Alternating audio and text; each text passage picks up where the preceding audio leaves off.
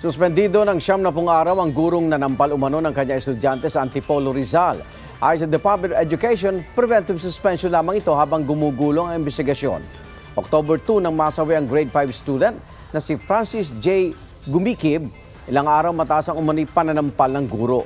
Hindi pa malinaw kung ang pananampal nga ang sanhi ng kanyang pagkamatay. Ditong nakarang linggo, bumuo ng fact-finding investigation team ang DepEd Schools Division's Office.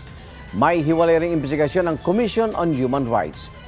Sinisika pa rin GMA Integrated News ang makuna ng pahayag ang guro. Igan, mauna ka sa mga balita. Mag-subscribe sa GMA Integrated News sa YouTube. Sa mga kapuso abroad, subaybayan nyo kami sa GMA Pinoy TV at sa www.gmanews.tv.